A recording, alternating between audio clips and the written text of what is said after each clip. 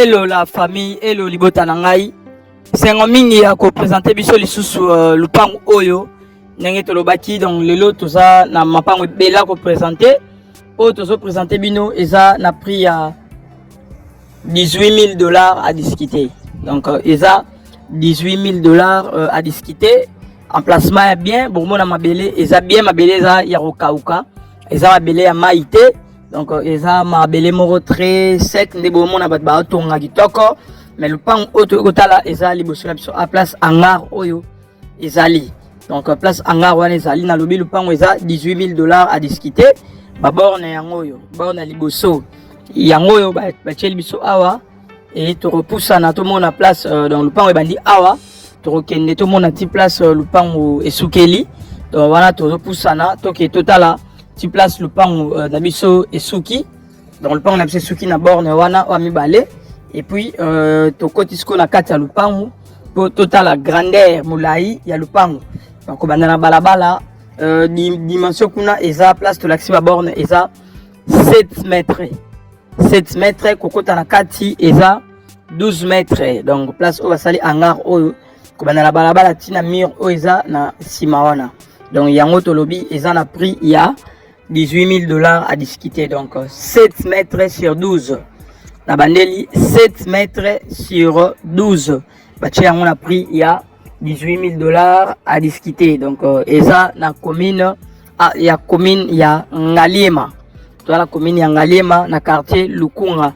Toujours na Makadam oyo babenga route Nzolana oyo euti Ipen ekiti ti na rond-point pompage. Donc okoki koyela nzela pompage tout comme pe okoki koyela nzela il y a Upen. Donc voilà un peu $18 000 à discuter dans la commune Angalema quartier Lukunga 7 mètres sur 18 mètres. Bonne chance na ba onyos ba rozala intéressé au bengi biso toyeba comment évoluer. Merci beaucoup, bye bye.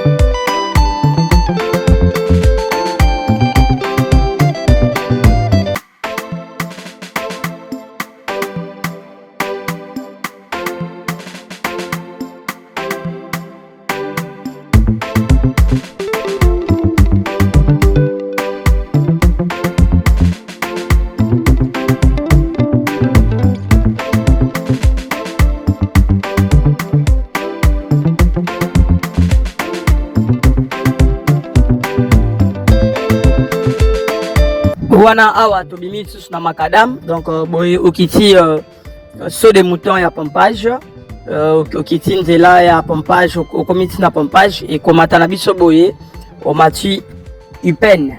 Donc ndeto lobaki eza entre saut de mouton pompage na rond-point Upen. Donc le pan na biso eza na katikati. Bonne chance na ba onyos ba oza intéressé. Merci beaucoup, bye bye.